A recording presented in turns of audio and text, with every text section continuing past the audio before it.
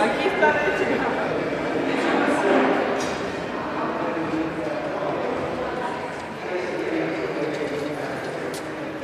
Hola, viene corriendo. Chao, Benny. Descanse.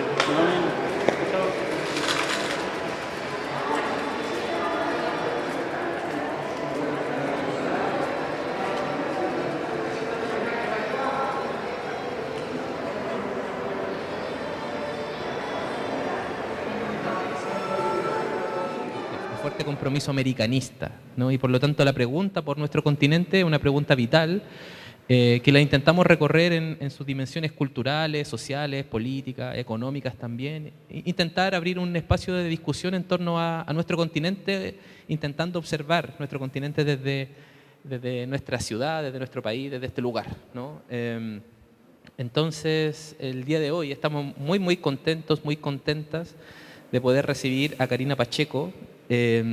Karina Pacheco es antropóloga de la Universidad Nacional de San Antonio Abad del Cusco, es doctora en antropología en la Universidad Complutense de Madrid y también por la misma universidad es experta en desigualdad, cooperación y desarrollo, ¿no? Y bueno, tiene una obra muy extensa que circula por distintos formatos. Vamos a intentar conversar también sobre eso, esa multiplicidad de formatos que tú adscribes, ¿no? Desde el paper académico, el libro, el ensayo, pero fundamentalmente también desde la novela y el cuento, ¿no? Un montón de dispositivos escriturales que nos permiten comprender fundamentalmente Perú, ¿no? Hay un problema, y el mundo de los Andes, ¿no? Y quería partir esta entrevista, esta conversación a Karina, precisamente intentando ir conversando en torno al Cusco. Nosotros hemos definido acá en el equipo que esta conversación se llama Cusco, pasado, presente y futuro. Karina es cusqueña, ¿no? Y por lo tanto intentar partir primero por una pregunta bien básica, ¿no? Que tiene su complejidad, ¿no? Pareciese que las ciudades latinoamericanas y Cusco en particular tiene una dimensión heterocrónica, ¿no? Hay múltiples tiempos, ¿no? Existiendo en una sola espacialidad. Entonces, básicamente, ¿cuántos tiempos viven en el Cusco? Karina, bienvenida. Pues muchas gracias. La verdad que me siento muy contenta de poder compartir con ustedes en este espacio que está prácticamente al lado de la Plaza de Armas de Santiago, que era un lugar que fue para los incas también un núcleo. Hace un tiempo leía un artículo que decía que Santiago en la época precolombina estaba organizada del lado inca, no lo de la mapuche, pero que tenía esa organización como de un sol que irradia diferentes líneas para organizar el espacio administrativo, religioso y también cronológico. Entonces, además, tengo una relación particular con Chile, es el país en el que he estado más veces toda mi vida de los de América Latina. Me habré venido por lo menos 10 veces en diferentes periodos de mi vida, así que siempre sigo la historia chilena y estar en un espacio como este también compromete mi americanidad, ¿no?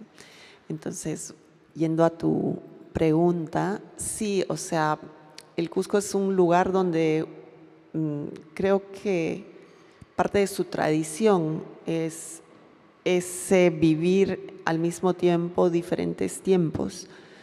El sábado pasado, por ejemplo, me sentía muy mal, había comido algo, me había caído muy mal. Físicamente también estaba agotada porque había estado con mucho trabajo. Y entonces, claro, yo puedo pensar, ¿no? Partiendo de ese propio día, ¿no?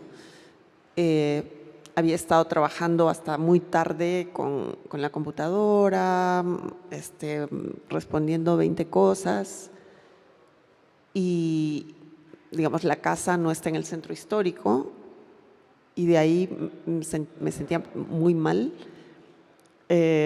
Quise tomar alguna medicina, pero mi cuerpo la expulsó literalmente Y para mí siempre es importante irme a Sacsayhuamán, ¿no? Que es el sitio inca que está en las alturas de la propia ciudad, ¿no?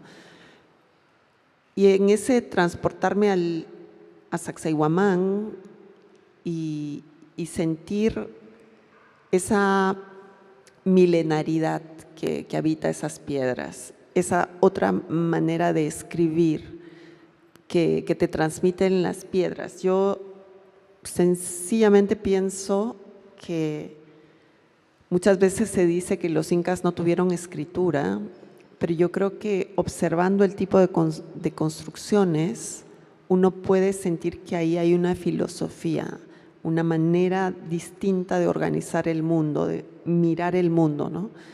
Entonces, el sitio por sí mismo es espectacular y en ese volver yo sentía como que estoy volviendo a la casa de los abuelos y los abuelos me van a curar, ¿no? Y eso que a mí me dicen, eso es realismo mágico, y yo, bueno, es que no es realismo mágico, a mí me tiene harta de que nos etiqueten con realismo mágico, sobre todo cuando somos mujeres y escritoras, porque hay como una mirada peyorativa hacia lo que es realismo mágico. Para mí, yo lo siento, o sea, yo he nacido allá, obviamente por mi sangre corre la sangre de quienes construyeron eso, no sé cuánta, mucha, poca, pero yo me siento identificada con esas piedras, me siento muy identificada, siento que hemos perdido mucho de esa sabiduría hoy en día, pero siento como que ahí, al recibir el sol, sentarme en las piedras, entrar en la contemplación inmediata que provoca mirar esa majestuosidad de construcción tan armónica con la naturaleza, que en este tiempo nos hace tanta falta eso, ¿no? Sentía que algo se me sanaba, ¿no? Y es eso, ¿no? Entonces, en un mismo momento estaba pasando por diferentes tiempos en una misma, y luego me regresé caminando desde las alturas hasta la ciudad, y era ir pasando por la parte colonial, que también tiene su aura, su impronta, y también tiene su belleza. Y luego seguía bajando, iba entrando a la parte republicana, iba viendo gente de todo el mundo que va por el centro de Cusco, y entonces dices, sí, es como una… Y luego también vas entrando en la parte más nueva, y esa parte más nueva que, por más de que reivindiquemos a los incas con el tipo de construcción y arquitectura que estamos haciendo en la parte nueva, estamos negando que tengamos algo de ese legado, porque es un horror, ¿no? El tipo de construcción urbana, puro cemento, que le roba todo lo que puede a la vereda, donde el respeto por el espacio verde prácticamente ha desaparecido, ¿no? Entonces te encuentras con esas múltiples dimensiones y los múltiples tiempos, y también las múltiples mentalidades que hay detrás de cada tipo de arquitectura. La arquitectura realmente te habla, te cuenta, te habla de cómo piensa la gente, cómo vive la gente y cuáles son sus demandas a través del tiempo, ¿no? Entonces, ahí me quedo porque podría seguirme extendiendo. Hay una multiplicidad de niveles en lo que tú estás señalando, vamos escarbando cada uno de esos niveles. Hay, en primer lugar, tú señalas algo en torno a las piedras, ¿no? Inmediatamente pienso la noción de ruina, ¿no? Que en general es la forma de acercamiento, ¿no es cierto?, que tiene, vamos a decir, el mundo contemporáneo frente a la magnitud humana previo al hecho colonial, ¿no? Pero cuando pienso en la piedra, pienso también en algunas de tus obras, en donde el tema del viento, por ejemplo, también tiene una importancia.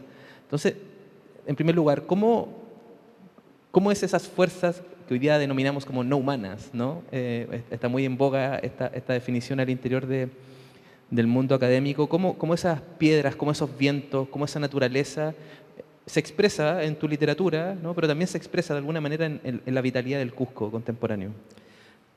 La verdad, yo nunca me había dado cuenta de que la naturaleza se expresaba fuerte en mi literatura, porque era como natural que los elementos de la naturaleza, la propia naturaleza, tuvieran un protagonismo marcado en muchas de las historias. hasta que hace ya 2, 3 años alguien empezó a escribir artículos sobre mis trabajos y hablar de que yo hago ecoliteratura, ¿no? Entonces, yo pienso que tiene que ver con que vengo del mundo, me he criado en un entorno andino amazónico, porque también debo decir que por razones familiares también mi vínculo es fuerte con la parte amazónica del Cusco, ¿no? Entonces, bueno, también mi tesis de licenciatura fue sobre productores de hoja de coca en los valles de la Convención Hilares, que son las partes tropicales de Cusco. Desde niña he ido ahí, por parte de la historia familiar de mi padre como de mi madre hay un vínculo, entonces lo amazónico también está muy presente. ¿Y qué pasa cuando los lugares tienen naturalezas muy contundentes, ¿no? Pues es natural que tú sientas cómo eso influye en tu vida, ¿no? Entonces, si yo supongo que narraba historias donde la naturaleza aparece fuertemente porque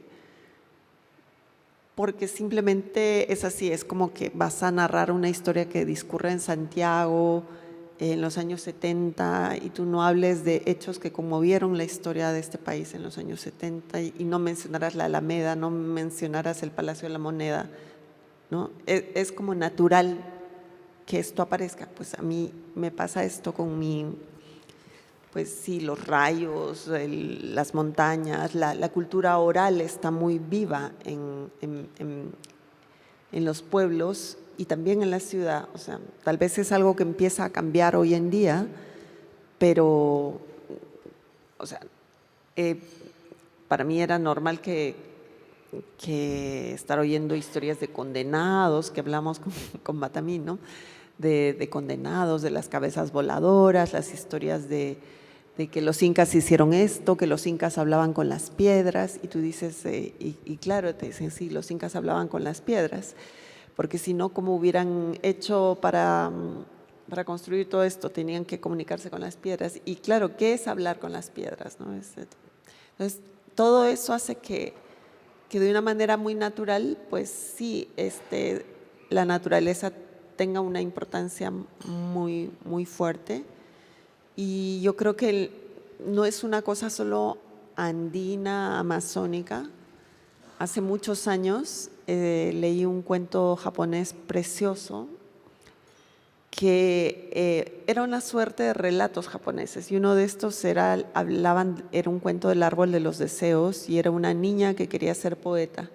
Entonces decía que cada año la gente peregrinaba hasta ese árbol en una colina y en las ramas de ese árbol adhería a sus hojas un deseo, ¿no? Y al año siguiente iba para ver que el árbol le devolviera cómo iba a cumplir ese deseo, que le diera la respuesta. Y ese cuento me conmovió porque la niña va y dice, quiero escribir poesía. Y cuando va al año siguiente, la respuesta que recibe del árbol es, entonces contempla la naturaleza, ¿no? Entonces, para mí la naturaleza es esa, una gran maestra en observar la naturaleza. Uno encuentra 1000 metáforas. Entonces, yo supongo que tanto por un lado universal como por un lado específico de lo andino amazónico, la naturaleza simplemente me atraviesa y está ahí. Es muy interesante pensarlo en los códigos creativos, ¿no? Es decir, observar la naturaleza, sentirse impactada por ella, no implica necesariamente desarrollar procedimientos estéticos tal como desarrollaron el mundo precolombino, sino que es factible desde la literatura también, sentirse impactada estéticamente por esa naturaleza y gestar también nuevas estéticas, ¿no? Sí, yo creo que me viene natural, ¿no? Y además ya también soy montañista, entonces continuamente a mí me encanta siempre en Cusco. Yo digo soy montañista y cuando lo digo fuera de Cusco todo el mundo dice, wow, es montañista, pero yo creo que en el Cusco la cuarta parte de los habitantes somos montañistas, porque desde que tienes 5 años te llevan a pasear por las montañas. Los paseos del colegio son a una montaña, a otra montaña, entonces ya se te queda el bichito de ser montañista. Entonces yo creo que la cuarta parte fácil de cusqueñas y cusqueños somos montañistas, ¿no? Entonces El hecho de ir a la montaña siempre te está generando impactos, ¿no?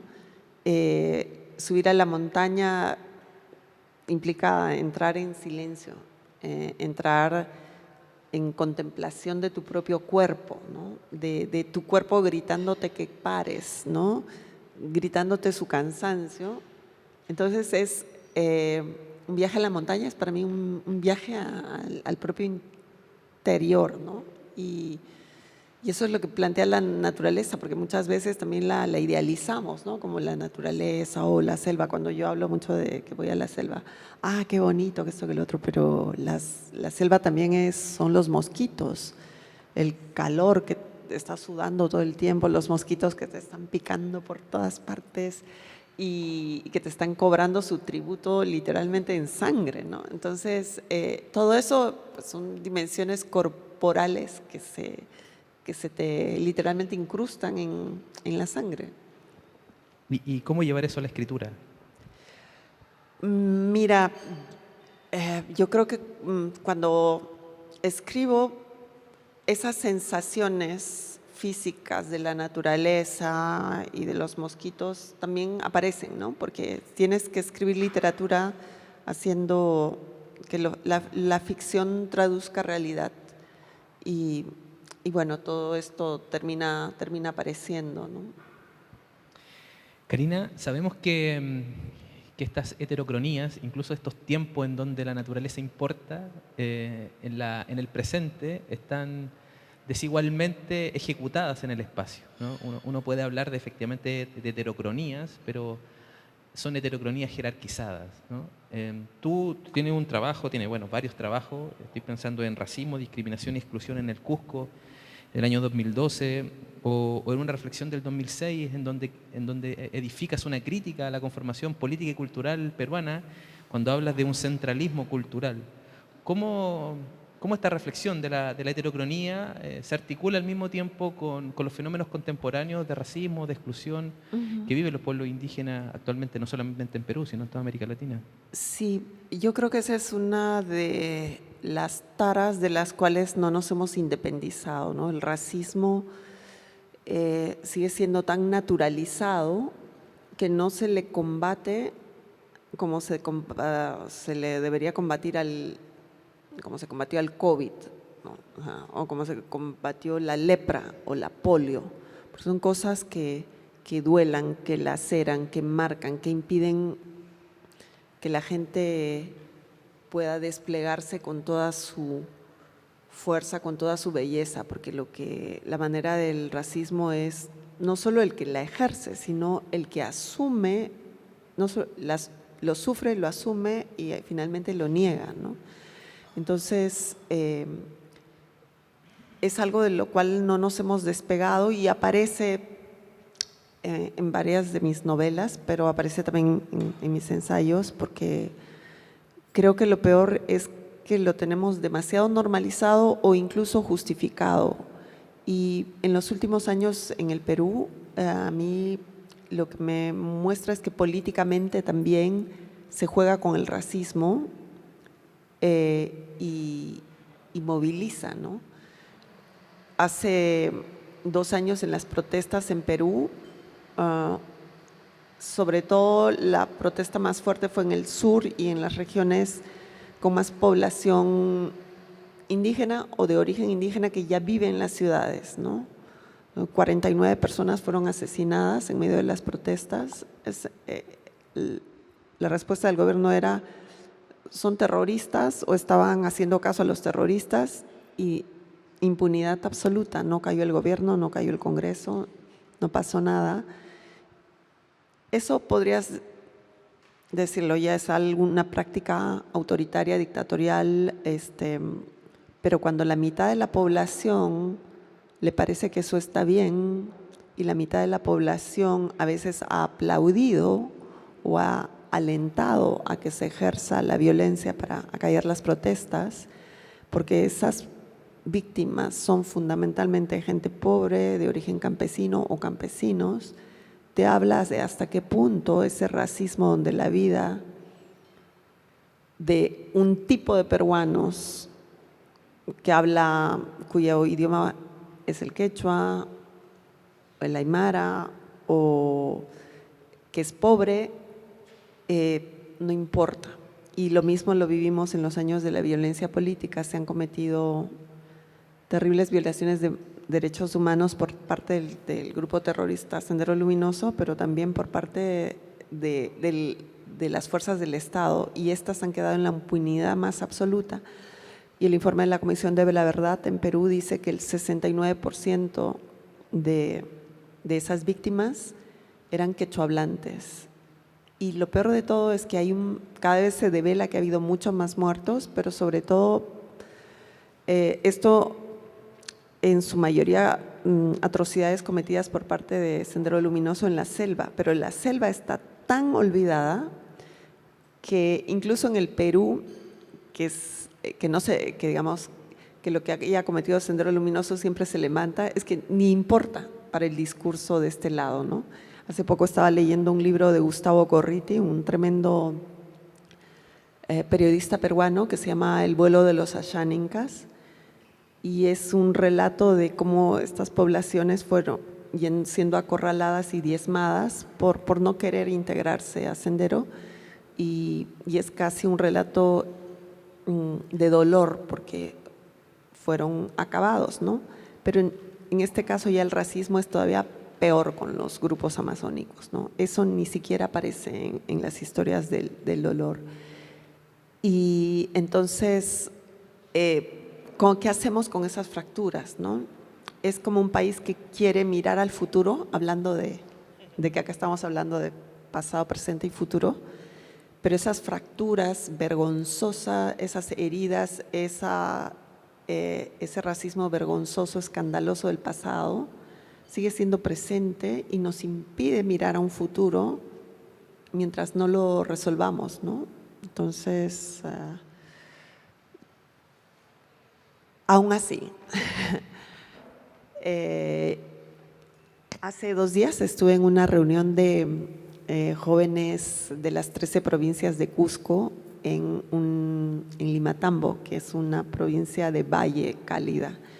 Y llegaron jóvenes de las 13 provincias y yo iba con mi desesperanza, ¿no? La verdad que iba muy desesperanzada pensando qué terrible, o sea, la corrupción se está apoderando de la democracia en el Perú, de los principales poderes, hay una impunidad escandalosa, como sociedad parece que estamos sin poder responder. Y de pronto veo a todos estos chicos, sobre todo era encuentro de jóvenes de las 13 provincias y la mayoría venía de provincias campesinas, pero también venían algunos jóvenes de sus organizaciones y eso era muy lindo, ¿no? Porque eran como parte del grupo, ¿no? Y todo lo que contaban, de lo que estaban haciendo, de lo que estaban compartiendo, de nuevos proyectos que tenían, es que yo creo a veces desde la ciudad, el centralismo cultural no solo es un centralismo de Lima hacia el Perú, sino también el centralismo de las ciudades hacia sus otras regiones, ¿no? A lo largo del país. O sea, a veces nos damos el lujo de la desesperanza, el lujo de decir no se puede sin acercarnos a las otras dinámicas que por debajo de la tierra y desde los jóvenes están latiendo, generando nuevas preguntas, ¿no? Y digo que es un lujo porque en mi generación podemos decir, pues sí, hemos vivido ya de todo, pero un joven de 20 años no se puede dar el lujo de la desesperanza porque quiere un futuro. Y entonces ahí yo me di cuenta que mientras estas generaciones, estas mujeres jóvenes, estos chicos sigan con esta fuerza, esa alegría, ese compartiendo comida, compartiendo viaje, los que venían de Espinar, que es casi 5,000 metros dentro del propio Cusco, para llegar a Limatambo habían viajado como 9 horas, saliendo a las 3 de la mañana y estaban ahí felices, cantando, haciendo preguntas interesantísimas. Y decía, pues sí, esto me atravesó, me dejó cuestionándome a mí misma, ¿no? Sacándome de mi espacio yo soy pura, yo soy buena, yo estoy del lado correcto de la historia, yo sé quién es bueno, quién es malo. Y esos chicos me están diciendo, tú te estás acomodando en la desesperanza. Entonces, wow. Karina, a propósito de también momentos de fracturas y probablemente también de desesperanzas, te quiero llevar a hace 500 años atrás, no casi. Nosotros próximamente acá en el museo vamos a desarrollar una exposición que se llama Contactos de Textiles Coloniales de los Andes, en donde estamos reflexionando precisamente sobre eso, tanto los primeros momentos, ¿no?, de tensión, de conflicto, ¿no es cierto?, a propósito de la expansión española, ¿no es cierto?, en territorio americano, y las múltiples estrategias, a veces de resistencia, de negociación, ¿no es cierto?, de acomodamiento, de reinterpretación, de reimaginación, incluso del acervo colonial, de formas de infiltrar a veces también. En fin, hay una multiplicidad de elementos que acontecen en el fenómeno de la conquista y la colonización. Entonces, me gustaría que exploráramos por algunos momentos cuál es tu lectura en torno a, en dos sentidos. Por una parte, cómo tú lees lo que acontece, digamos, en el Cusco, ¿no?, para fijarlo allí en principio, pero en los Andes en general, sobre el fenómeno colonial en su trayectoria probablemente, vamos a decir, larga, siglo XVI, XVII, XVIII. ¿Cómo tú lees ese periodo histórico? ¿Cuáles son las complejidades que tiene este proceso histórico?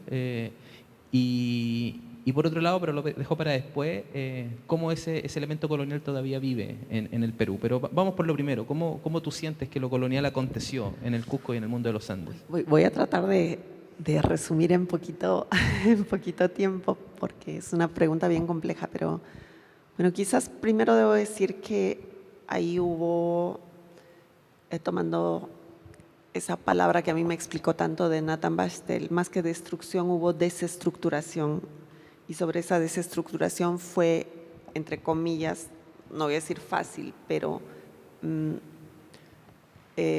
que se montaran las estructuras coloniales de dominación y opresión. Y una de esas estructuras fue precisamente ir paulatinamente y simbólicamente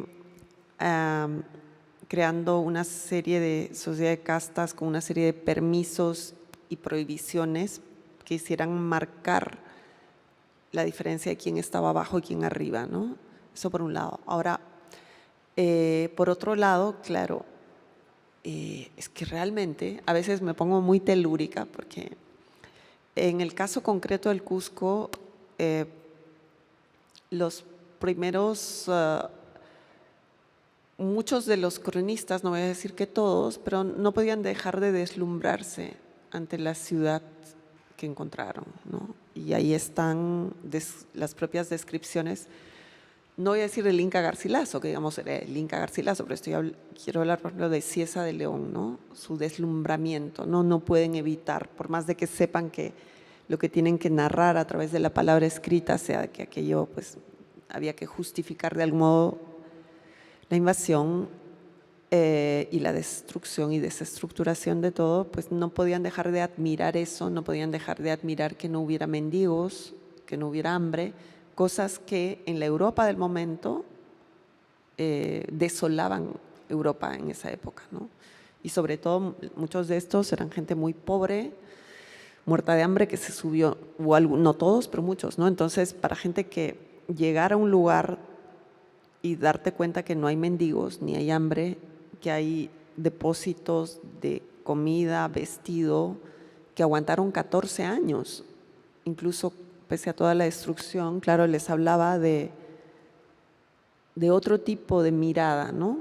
Ahora, sin idealizar a los incas, también era pues una estructura sumamente vertical y autoritaria. Entonces, cuando hay una estructura vertical y autoritaria, es más fácil que otra se monte sobre ese tipo de estructura. Ustedes lo saben muy bien acá, que se dice que si acá los mapuches pudieron resistir más porque eran mucho más libres. y no tenían esa estructura vertical autoritaria. Lo mismo en en las poblaciones amazónicas. Ni los propios incas pudieron avanzar porque también pues, no había, era más difícil entrar a lugares donde no hay una estructura de poder. Eso. Ahora, de otro lado, en el mundo, no solo en el Perú, supongo que ocurre también en Chile, está ocurriendo en España, obviamente, con una ferocidad bastante más escandalosa. Se está viviendo hoy una pretendida negación de lo que se destruyó, ¿no? Están creciendo los grupos que quieren decir que no se destruyó, que en realidad se vino a salvar, a civilizar, y es una onda que uno dice cómo es posible que a estas alturas de la historia vuelva tan fuerte, pero está volviendo junto con todos los discursos negacionistas que hay de todo tipo y vienen en el mismo paquete, ¿no? Entonces, y además tienen canales para mover ese discurso. O sea, hace 20 días estuve en una feria del libro en Cajamarca. Cajamarca es el lugar donde Atahualpa fue capturado, y, bueno, ya conocen la historia. Y en Cajamarca, claro, había la feria, estaba parcialmente financiada por el gobierno regional, pero la otra parte de la financiación venía de las mineras que operan en Cajamarca, ¿no? Mineras del oro, es paradójico, pero Cajamarca sigue teniendo ahí un tema con el oro, ¿no? Entonces, habían traído como invitado a un tipo español que decía que realmente, que Atahualpa era un tirano, entonces que no, lo que se hicieron fue quitar a un tirano para traer otro sistema y con todo ese rollo, ¿no? Y cuando me contaron eso, claro, a mí no me tocaba hablar, me hubiera encantado que me hubieran entrevistado, que mi tema hubiera sido pero cuando me contaron eso, entonces sutilmente en mi presentación recordé una visita anterior a Cajamarca con Nathan Bastel, que tiene este libro maravilloso que se llama, un clásico, ¿no? Que se llama Los vencidos, los incas ante la conquista española, ¿no? 1500, y solo trata de los 40 primeros años, ¿no? Entonces aproveché y empecé a hablar de ese otro lado, ¿no? De cómo la historia sigue siendo, porque lo que hay en este libro, para quienes lo conocen, lo de los vencidos, es que él es la visión de los vencidos, ¿no? Es decir, y 5 siglos después seguimos necesitando visión de los vencidos de la historia, ¿no? Yo puedo estar acá porque he tenido la posibilidad de acceder a una educación escolar, ya no voy a decir universitaria ni postuniversitaria, sino he podido acceder a una educación de calidad en la primaria y en la secundaria. No tener eso ya anula o limita al 90%, diría yo, la posibilidad de luego tú tomar un micro, ir a una radio, escribir un texto para contar la historia de tu familia, de sus pesares, de sus sueños, de sus luchas, de sus anhelos. Entonces, 5 siglos después, nos sigue faltando la visión de los vencidos. Y claro, es fácil que un tipo venga, que tú no sabes quién es, no es ninguna eminencia, ningún historiador, para decir algo tan básico y tan falso como que la conquista de España vino a América o al Perú porque acá había tiranos y gracias a Dios vinieron con la Biblia para crear religión porque no había religión y dar educación cuando ni en España la daban. En ese momento habían expulsado a musulmanes, a judíos y que eran los un poco más educados que había en España en el siglo XV y en el siglo XVI, y menos iban a venir acá con la preocupación de dar educación. Pero ese había sido el discurso del tipo, y yo decía, no puede ser. Entonces hay que combatir el negacionismo, venga de donde venga, y venga también incluso a veces de nuestras idealizaciones, de nuestros propios discursos progresistas, porque a veces también hacemos eso. Justamente a propósito de esta noción, ¿no? de idealización, tú tienes otro libro también de ensayo que se llama Incas, Indios y Fiesta, del año 2007, en donde precisamente trabaja en torno al indigenismo, ¿no? El indigenismo cusqueño en particular, que es una expresión latinoamericana. Sabemos que desde fines del siglo XIX, al menos con determinada sentencia, uno puede decir que comienza a surgir intelectuales, ¿no es cierto?, pensadores, artistas, a veces indígenas, la mayoría de las veces no, en este primer momento, que comienzan a observar el tema indígena de nuevo, lo empiezan a observar, ¿no es cierto? ¿Cuál es tu visión en torno a este indigenismo?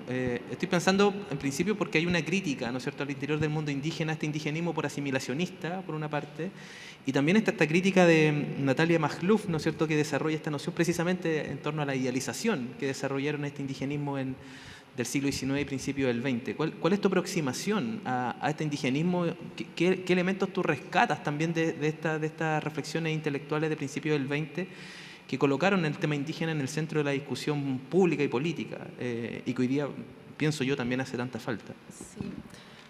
Yo creo que es importante contextualizar porque ahora un par de meses me invitaron a hablar justo sobre el indigenismo, un grupo muy interesante de estudiantes indígenas de la Universidad Nacional de San Antonio Abad del Cusco, y claro, estaban muy beligerantes y peleones, ¿no? Pero yo les decía, es que, a ver, en el siglo XIX, o sea, había todo tipo de indigenistas. Había indigenistas, por ejemplo, del Círculo Científico de Cusco, que estaban reivindicando a los grupos andinos indígenas del Cusco, pero por otro lado, los mismos de este círculo estaban con la procolonización de la selva como lugar para generar el desarrollo, y los mismos indigenistas de este Círculo Científico de Cusco que de algún modo criticaban la explotación bárbara de las poblaciones andinas, por otro lado decía, si se encuentran con esos salvajes hay que flecharlos a todos.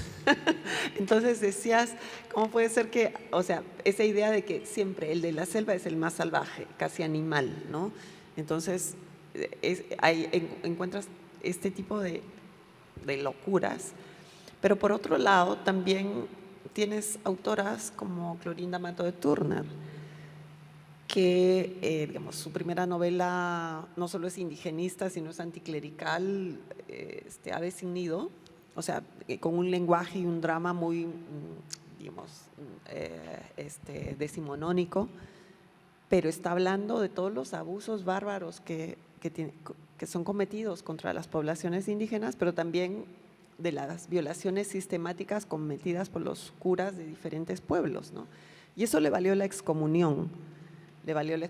Y luego cuando fue periodista, directora de varios importantísimos medios en el Perú de la época, digamos, proponía que el quechua fuera el idioma oficial. Casi 100 años antes de que ocurriera, lo propuso ella.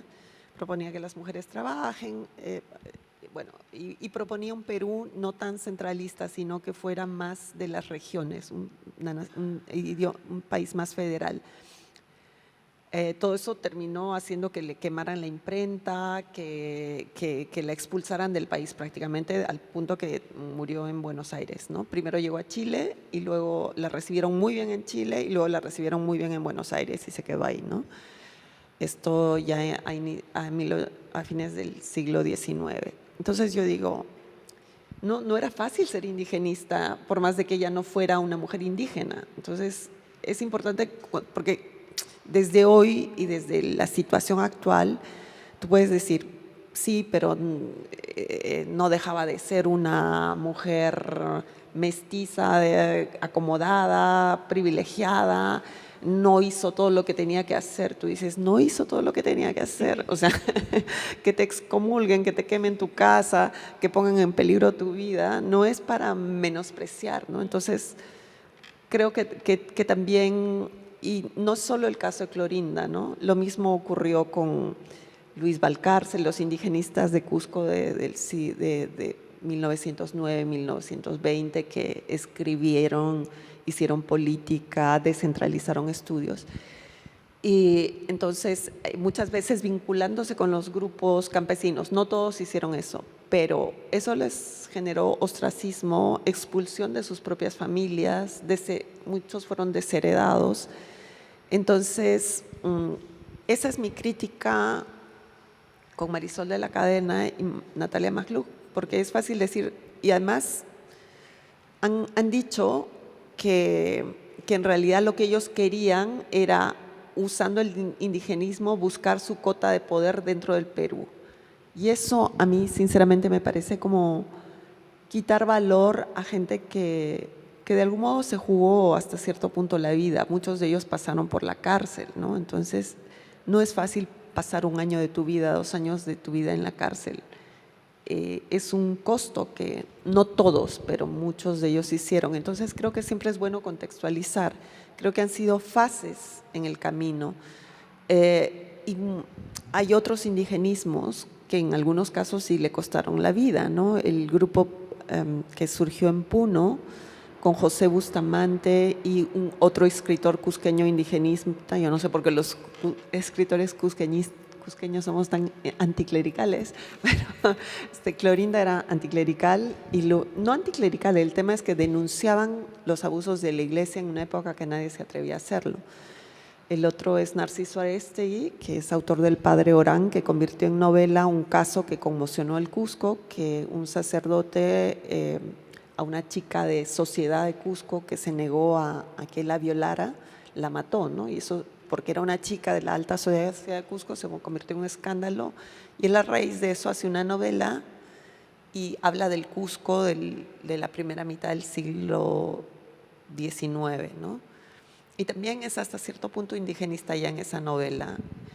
Y él, junto con José Bustamante, crearon la Sociedad Proindígena. A José Bustamante los hacendados lo degollaron en Puno, y Narciso Arestegui parece que también lo mataron porque murió ahogado en extrañas circunstancias, ¿no? Entonces, claro, yo creo que también es importante decir, en toda esta historia de reivindicaciones están las rebeliones indígenas importantísimas, y hay muchos indigenistas, no diría que todos, pero muchos, que realmente pusieron la piel para cambiar este estado de cosas y digamos, de hacer una línea donde tú no eres suficiente porque no tienes, tú no eras, podría ser mestizo, pero eras de la ciudad y no vale lo que has hecho, me parece un poco bastante injusto, ¿no?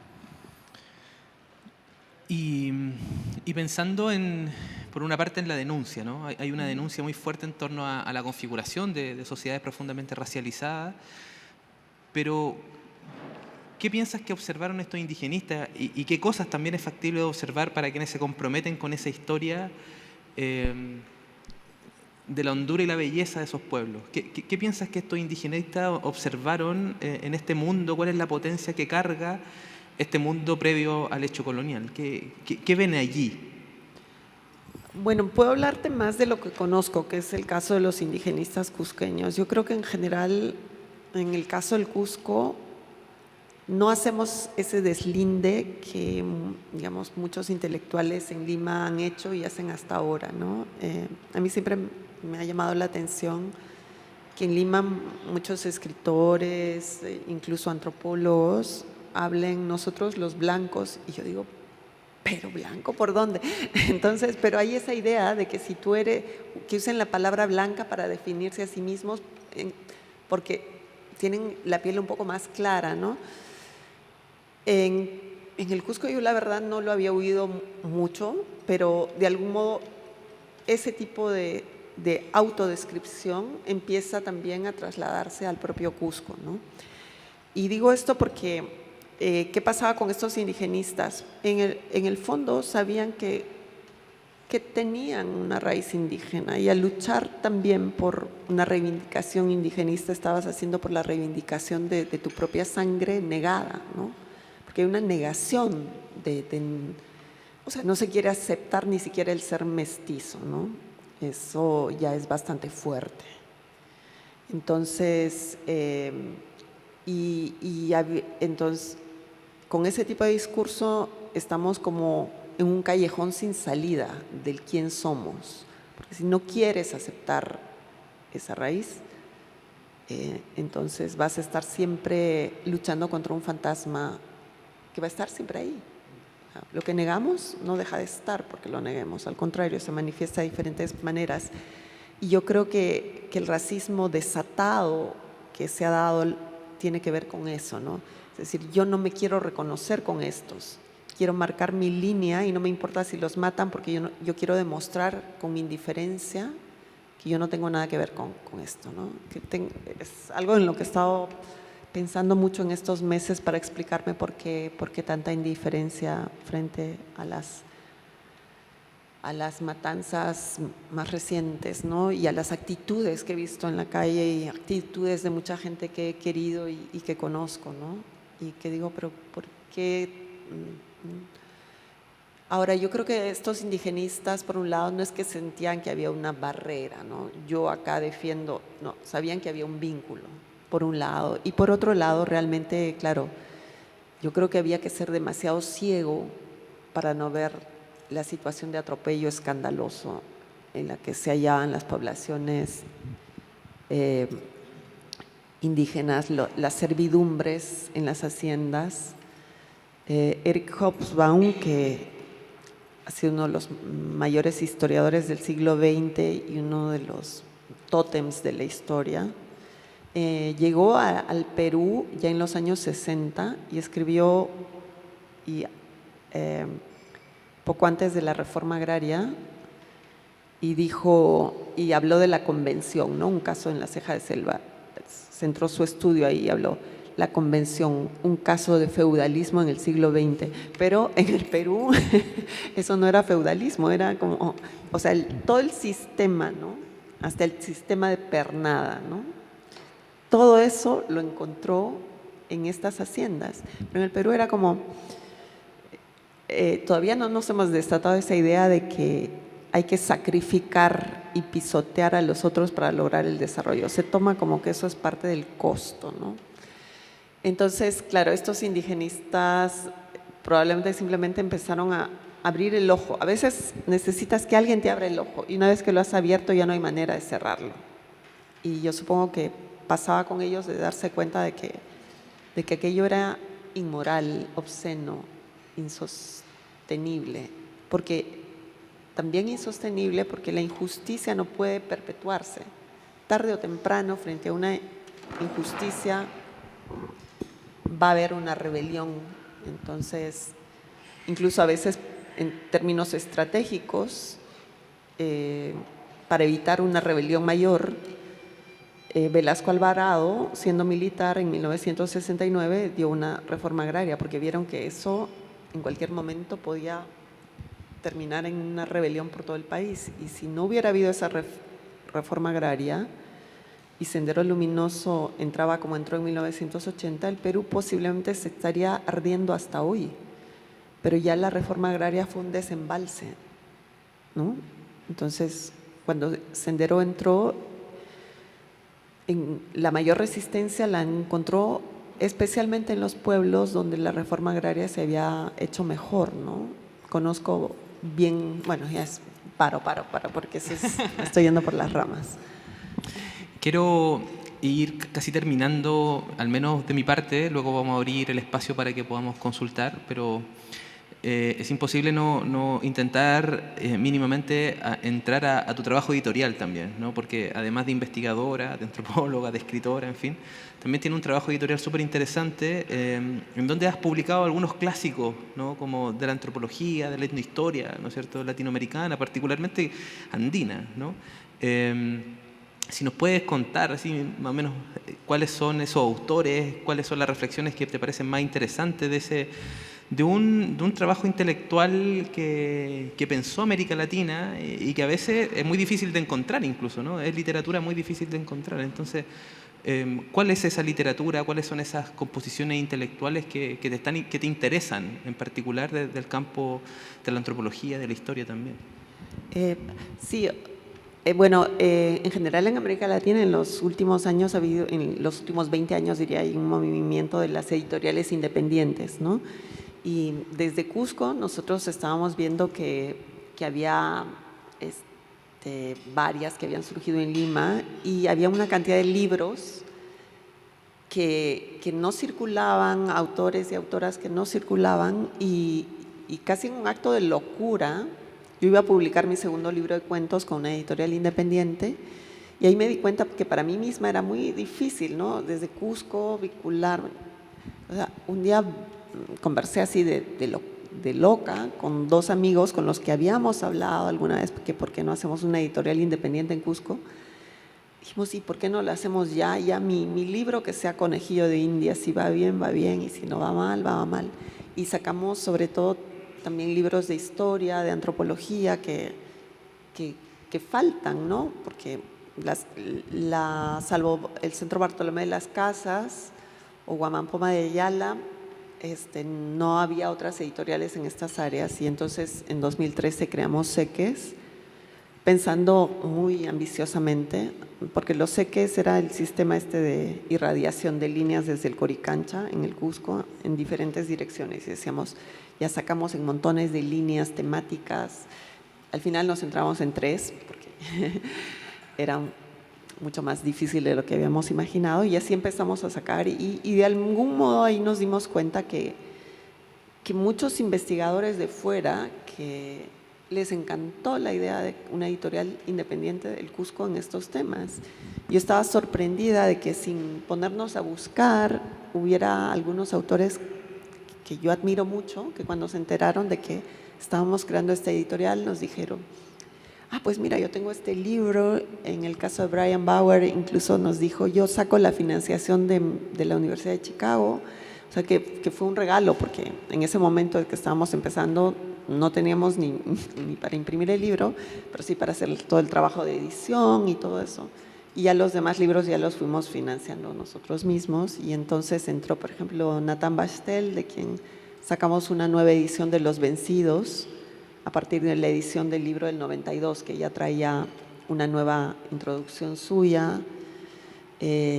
Publicamos una nueva edición de Gregorio Condori Mamani, que es la autobiografía de un cargador de los mercados del Cusco, que es un clásico de la oralidad.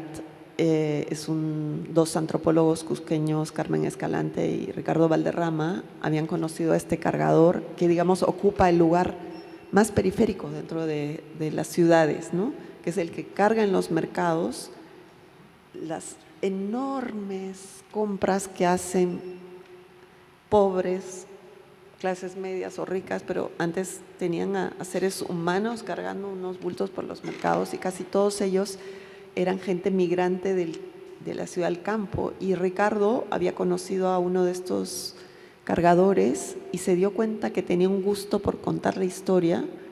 Entonces dijeron, ¿por qué no recogemos su biografía? Y Carmen, su esposa, se dio cuenta que la esposa de Gregorio también tenía mucho que contar, y dijo, bueno, recojamos también su testimonio. Y era un libro que ya no se encontraba, y por otro lado, en su momento, salió el año 77 la primera vez. El libro había salido, digamos, con la parte en quechua castellano, lo cual ya era hermoso, ¿no? Pero, digamos, el prefacio y el prólogo estaba en castellano nada más.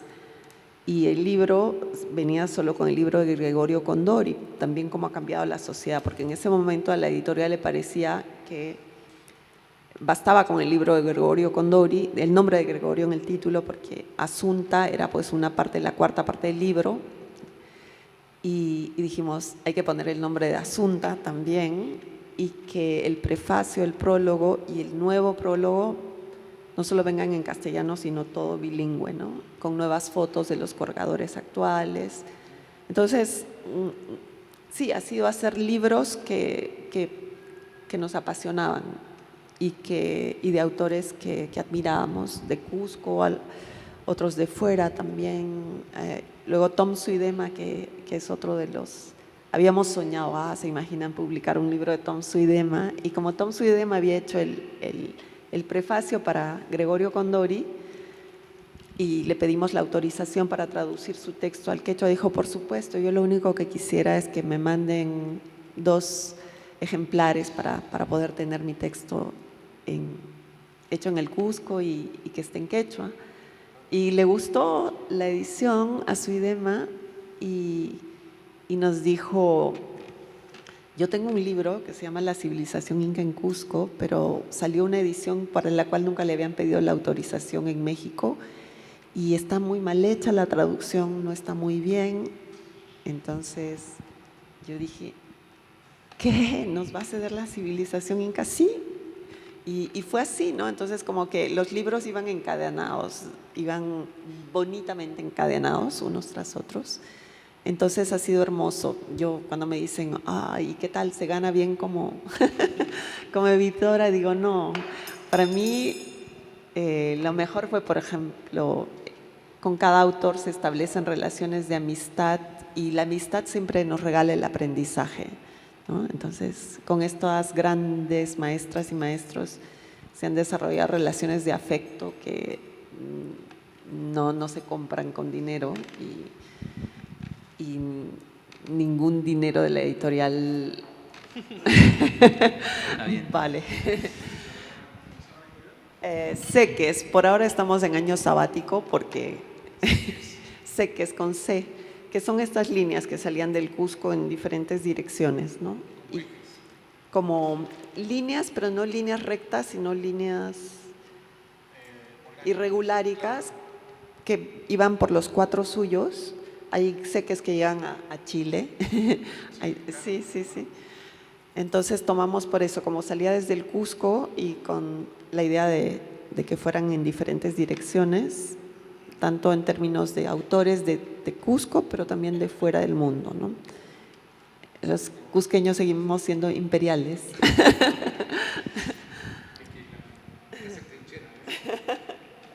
Queremos abrir un momento la conversación, a ver si alguien tiene alguna reflexión, alguna pregunta. Ya estamos ahí con este mismo, ¿no?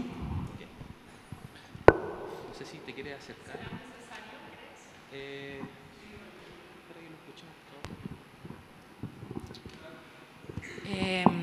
Karina, hablando de indigenismo, hablando del Cusco, hablando de piedras que quizás son dioses, ¿qué opinión tienes de la obra de Martín Chambi? Wow. Yo creo que Chambi es un dios. Sí, o sea, Martín Chambi, para quienes no lo conozcan, es el mayor fotógrafo que ha dado el Perú al mundo. Y creo que va a ser inalcanzable que alguien pueda hacer esa obra, ¿no? Chambi su propia historia es maravillosa. A mí a veces pienso que me encantaría novelar a Chambi su vida porque era un niño de Coasa, de una comunidad que estaba en el camino a la zona amazónica de Puno, y dice que había un fotógrafo que fue a los campamentos mineros de Carabaya y al pasar por su comunidad campesina de Coasa se detuvo y Chambi empezó a ver las maravillas que sacaba con la cámara. Imagínense un niño de 9 años, hace 120 años, o sea, y que se encuentra con esa y dice, yo quiero hacer eso, ¿no? Para un niño de una comunidad campesina de Puno, que todavía estaba más lejos que Cusco al mundo en esa época, y de una comunidad, y diga, yo quiero eso, se quedó tan deslumbrado que dijo que yo quiero eso, y entonces empezó a preguntar, y le dijeron que en Arequipa, tendría que ir a Arequipa para que ahí trabajar y ese niño con 13 años se va a Arequipa, ahí aprende en una casa de fotografía, entra como ayudante, hazlo todo, y luego va aprendiendo, y cuando ya se da cuenta que ha aprendido lo suficiente, se casa con una señora arequipeña, y yo digo, es que qué personalidad la de Chambi, o sea, ya de entrada, ese niño de 9 años que ve una cámara fines del siglo XIX y dice que eso es lo que quiere hacer y hay que tener un coraje. Y siendo un niño sin medios, ¿no? O sea, sin ningún medio, no era un niño pobre de ciudad, sino de una comunidad, o sea, cuyo idioma era entre el aymara y el aymara, el quechua, y luego decide que él quiere ir al Cusco, porque el Cusco lo convoca, ¿no? Y va al Cusco y ahí establece su estudio recién casado y tiene toda la astucia que ha permitido, yo creo, al pueblo andino y a todos los pueblos oprimidos del mundo a sobrevivir. Es decir, tomo lo que me da la sociedad occidental y lo hago mío y recuerdo de dónde vengo y eso lo elevo y lo comparto, ¿no? Entonces, él establece un primer estudio no sé, en una calle así, y luego rápidamente es tan bueno con la cámara que todas las clases altas de Cusco quieren tomarse sus fotos con Chambi. Y en sus estudios, ahora había otros fotógrafos también de la época que hacían grandes retratos, ¿no? Que están antes que Chambi, como Chani, pero lo que Chambi hace de manera sistemática es irse con su cámara a todos los pueblos del Cusco para retratar, pero no al indígena en situación miserable, hasta el niño más rotoso lo retrata con una dignidad, con una mirada, usando los encuadres y la luz para sacar la dignidad. Eso a mí me conmueve, me estremece, pero además a mí me encanta subir a Coyoriti, que es la montaña donde se hace una peregrinación hasta la nieve y luego hay una caminata, ya para eso ya es bien fuerte, 24 horas que luego se sigue para hacer la parte del saludo al sol, que es, digamos, la parte más pagana que persiste y que ya no muchos lo hacen y es durísima. Y Chambi se fue con su cámara, lo que podía pesar una cámara, se fue con su cámara hasta hacer, porque tú ves las fotos de Chambi y dices, Chambi hizo la caminata de las 24 horas, no solo se quedó en Coyoriti, tiene unas fotos de Coyoriti espectaculares, pero cargando esa cámara, tiene esas fotos de Machu Picchu y sus autorretratos, ¿no? O sea, el genio, que sabe que es genio. Ustedes lo pueden buscar acá porque la primera exposición que Chambi tuvo fuera del Perú fue acá en Santiago de Chile. Y su discurso que acompañaba las placas de sus fotografías, no me lo sé de memoria, pero en todas partes él dice, yo sé que soy representante de la raza, o sea, de su raza, esa reivindicación, y por tanto he querido transmitir lo que sé que vale esto, en otras palabras. ¡Wow! Es para llorar.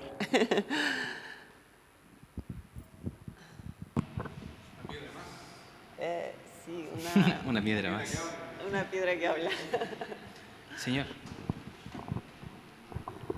En primer lugar, muchísimas gracias. Ha sido bastante coloquial, amena e interesante su exposición. La pregunta con bastante, amargura, como descendiente y respetuoso de la madre tierra, soy politeísta. Yo estudié en el norte, en Antofagasta, una ciudad que queda en el extremo norte de nuestro territorio. Es una causa perdida para nosotros los indigenistas persistir en una idea que está siendo depredada de modo garrafal por el libre mercadismo.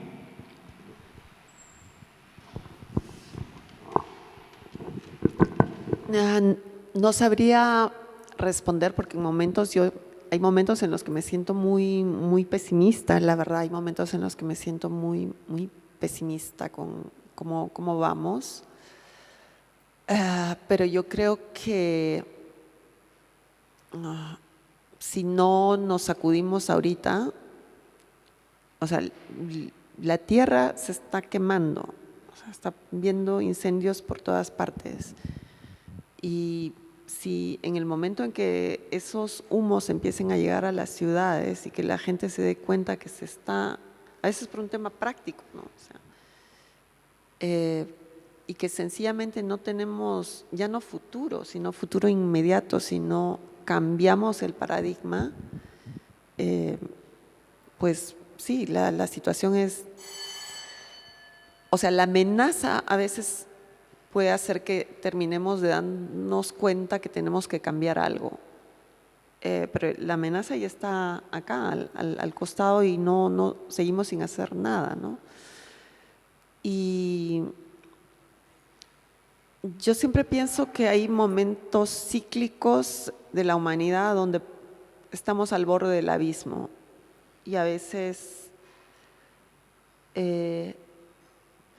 hay otros colectivos, otras respuestas que se están dando que tal vez logren sumar la suficientemente fuerza y logren sacudir la conciencia de donde estamos, ¿no?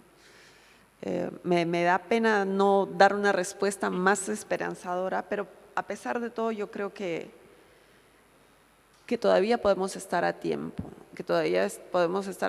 porque si en un momento dado realmente la naturaleza habla con fuerza, no tenemos la más mínima posibilidad de responderle a la altura. Entonces, viene un terremoto, viene un maremoto, ¿y qué vas a hacer frente a eso? No sé qué pueda pasar, sinceramente. Hacerse impactar, Sí. ¿no? Un poco a propósito del mosquito. A propósito del mosquito, pero por lo pronto yo creo que también están la respuesta a corto plazo inmediata la podemos dar haciendo lo que en nuestras manos esté, ¿no? Para evitar mayor impacto climático, mayor polución, menos consumismo, porque la tendencia creo que es que sí vemos, pero si ya todo está tan mal, no vale que yo haga algo para reducirlo. Y como somos millones que podemos decir no hago nada, pues el impacto no se reduce en nada tampoco. ¿Hay alguna otra consulta, alguna reflexión, alguna pregunta que hacer? Responde tú. ¿Qué opinas? Ay, bueno, tengo ya bastantes novelas y libros de cuentos publicados, sí. Yo me he dedicado más a la literatura en los últimos 15 años, entonces, pero de vez en cuando todavía publico algo de ensayos. Mi última novela se llama El Año del Viento. El Año del Viento, no sé si está, me parece que no ha llegado a librerías acá, ¿no? Sí, pero se está por publicar un nuevo libro de cuentos que se llama Niños del Pájaro Azul. Y el año que viene sale en Chile y en toda América Latina, así que ojalá que ese libro sí lo puedan encontrar. Sí, acá hay una pregunta antes que terminemos. Muchas gracias por la presentación. Mi nombre es Rodrigo. Te quería preguntar, ¿cómo ves que se proyecta el Cusco hoy día en Chile, en los Andes, en la zona de Latinoamérica? Tuvo una influencia feroz, digamos, claro, en la época de la que tú mencionas, pero hoy día, ¿tú cómo ves que lo que representa el Cusco se proyecta a lo largo de los Andes? A mí me encanta que, por ejemplo, ahora tengamos un vuelo directo Cusco-Santiago. Yo he llegado esta misma tarde en un vuelo directo Cusco-Santiago. Entonces creo que el vínculo está ahí. A mí, sobre todo en los meses de enero, febrero, marzo, me conmueve la cantidad de gente joven y no tan joven que llega a Cusco, y yo digo, y muchos me dicen, yo siento que acá encuentro mi raíz americana, ¿no? Y a mí eso me llena de una felicidad, de un orgullo, y que no es algo que solo ocurra acá, ¿no? En realidad viene desde hace más de un siglo.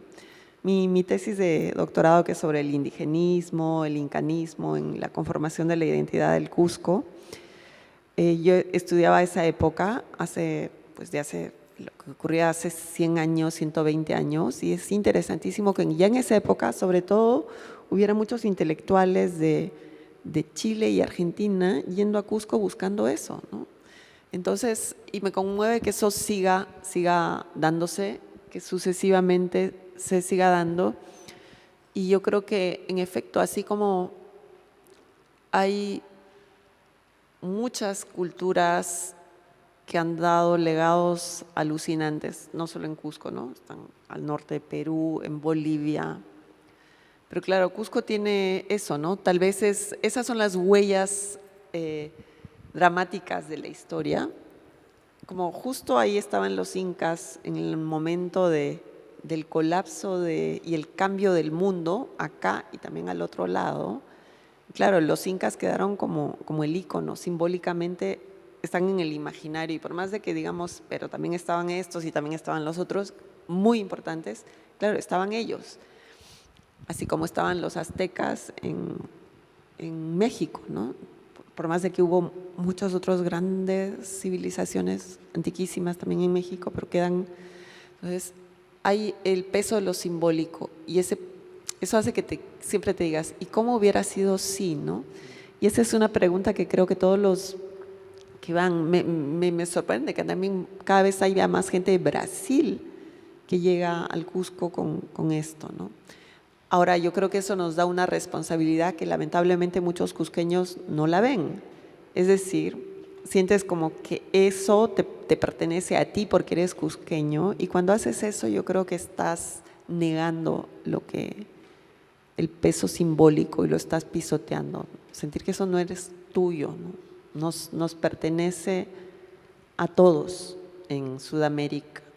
Yo cuando he estado y ese sentirse que eres parte de esa raíz y que esa raíz no te pertenece exclusivamente a ti, me parece hermoso, y también te da la posibilidad de que cuando vas a Tikal entre los mayas, sientes que también estás en tu casa.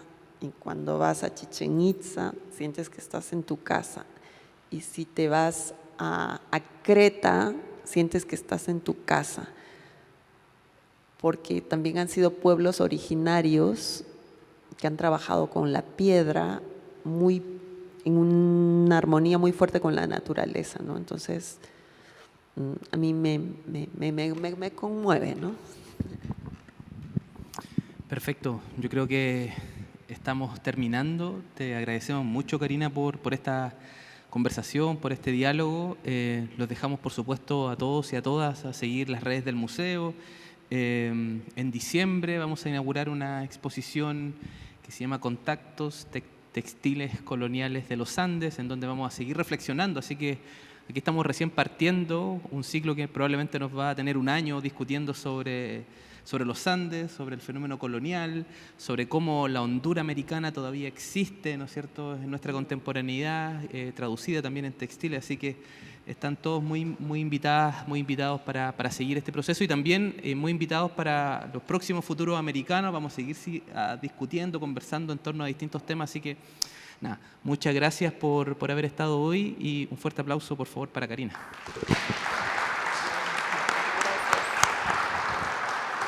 Gracias. Muchas gracias. Muchas gracias.